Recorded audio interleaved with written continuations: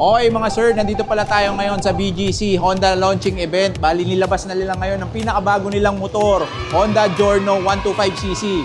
Ang isa sa pinakamaganda dito, 4 valves to mga sir, at napaka-excited na yung mga tao dito, kaya inaabangan talaga tong scooter na to ng Honda. Stay tuned lang kayo para makita nyo kung ano nga ba yung mga in-expect natin dito sa motor na to. Sana matest drive din natin to sa susunod na mga araw para testingin naman ng performance nitong Honda Giorno Plus 125cc 4 valves mga sir, 4 valves. At ito na nga mga sir, lumabas na nga ang pinakabagong motor ng Honda Giorno 125cc na 4 valves na classic scoot. Yan, nandito tayo ngayon sa launching mismo. Tignan natin ngayon yung specs nitong motorsiklo na to. Bali yung mga nilabas pala ngayon nila is yung itong orange, itong puti, white, and then itong matte black. At ito, tawag nila dito beige. Ito yung color of the year beige. Giorno Plus mga sir, na retro scoot na gawa ng Honda Philippines. So ito yung mga specs niya mga sir. 125cc 4-stroke 4-valve single overhead cam liquid cooled engine para walang kaba sa long ride with PGI FI fuel system para kaya manakbo ng 47 kilometers per liter. Ang tipid noon mga sir. Keyless na rin pala to na may USB port, idling stop, full digital meter panel, and mga naka-LED na rin ng mga ilaw. Marami na namang iiyak niyan kasi bakit daw naka-monoshock lang. Tip ko lang mga sir, mas mura mag-setup na naka-monoshock. Ibig sabihin nun, isang orange na lang bibili nyo kaysa sa dalawa. And naka-telescopic naman pagdating sa unahan. Samahan mo pa ng disc brake at drum brake sa likod na naka-combi brake, and also meron na rin tong handbrake. Pagdating naman sa gulong, same size lang sila, harap likod, 12" by 90 na may 100 na lapad.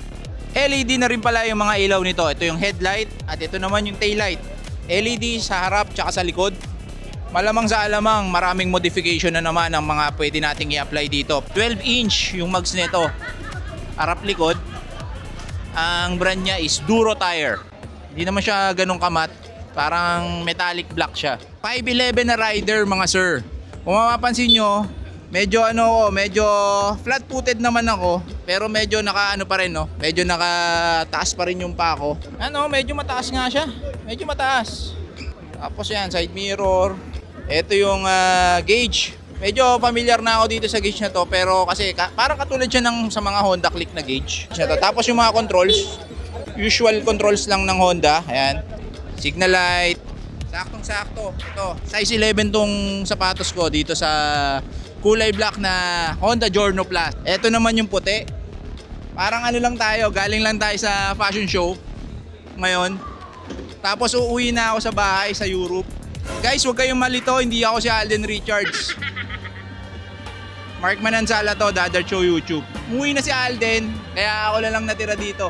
Comment nyo sa comment section below kung ano mas bagay. Yung itim ba o itong puti? Bali, ito yung isa sa mga pinagpipilian ko. Kasi bagay na bagay sa getup natin. Pang fashion show. Ayan, bali si Sir Sak, nakasakay dito sa orange na Giorno.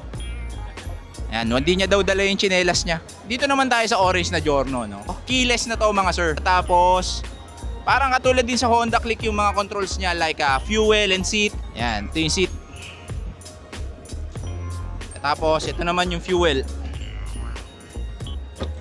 Ayan, hindi dala ni Sir Sak yung tsinelas niya. Ayan. Ito naman yung compartment. Dito naman yung USB port sa loob nito. Ito yung susi. Ayan, nandito pala yung susi, uwi ko na to. Tapos meron din ditong hook. Okay, nandito naman tayo sa kabilang side kung saan makikita natin yung mga nakasetup na Honda Giorno 125cc na 4 valves. Ito yung mga hindi na, pero sabi nila stock lang daw to mga sir. Pero maniniwala ba kayong stock to? So ayan, isa-isayin natin. Ito ngayon yung nakasetup na black. Ayan yung mga accessories Makapansin nyo dito yung yung sa pillion seat. Ganda, CNC. Tapos puro mga pintura lang ng mga nakalagay dito. As mga naka-CNC na mags na rin itong mga to. Ito naman yung orange. Yan. So ito, yellow. Wala ito sa official color or sa mga stock na kulay. Pero iba na rin yung mga side mirror nito. So ayan, Bongski, ito na yung request mo, yung kulay yellow. Ang ganda pala talaga ng yellow, no? Yan. Tas pinaration siya ng gold na mugs. Tapos ito naman yung mga side mirror niya. Bagay din yung side mirror na ano, na mga pang sporty. Pero ako doon ako sa ano, doon ako sa mga classic style. Ito, parang katulad to ng para siyang Justin Bieber, pero parang Louis Vuitton yung design niya eh. Giorno all white. Yan, naka-leather bag sa likod. Modern classic. Hindi ko alam kung saan galing tong mga unit nito, pero malamang sa alamang galing to sa either Thailand or kung saan man. Yan no. Ito yung yellow. Ang dami na rin yung carbon. Tapos meron na rin top box. Top box bracket. Ito yung top box bracket ng kulay yellow. Pero mukhang ito, kayang-kaya ito ni Sir Lito Reyes Project. No? Antayin natin yun sa mga susunod nating vlog kung may magpapagawa ng bracket sa kanya. Ito, panis na panis to sa Lito Reyes Project. Pag Lito Reyes Project ang gumawa ng bracket na to, malamang sa alamang mas maganda pa rito sa nakikita natin. Yan. So ayan no. Mga white carbon fiber. All white to. Tapos meron pang ilaw yung ano niya oh. Meron pang ilaw yung emblem niya. Ano? All white. Tapos iba na rin yung caliper. Yung rotor disc iba na rin. Itong isang beige naman, parang all stock lang. Nilagyan lang ng mga stainless na tubo rito. Tapos crash guard.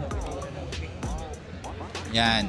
Bali ito yung display nila ng mga modified na Honda Giorno dito sa BGC. Saktong-sakto to sa launching nila ngayon ng mga bagong unit nila na ilalabas sa susunod na buwan. Bali mga Feb, lalabas na daw nila. Antayin natin sa kalsada yung mga pinakabagong Giorno na lalabas ng Honda Philippines.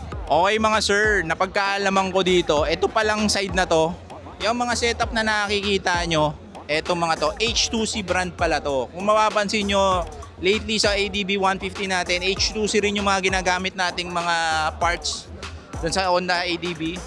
So tignan nga natin kung may pipe. Yan. Okay. So yan, H2C itong mga parts na to. So official Honda parts itong mga nakakabit dito sa beige. H2C brand. So napag-aalaman ko na rin na mga Pilipino lang din pala yung mga nag-setup na ito. Bali matagal nilang sinikreto tong mga setup nila para lang dito sa event na to. Okay mga sir, tatapusin na muna natin tong vlog natin dito. Kung nagustuhan nyo tong video na to, don't forget to like and subscribe sa Dadar Show YouTube. And also kung may mga question kayo, comment lang kayo sa the comment section below. So hanggang sa muli, hanggang sa mga susunod na video, motovlog. Yes!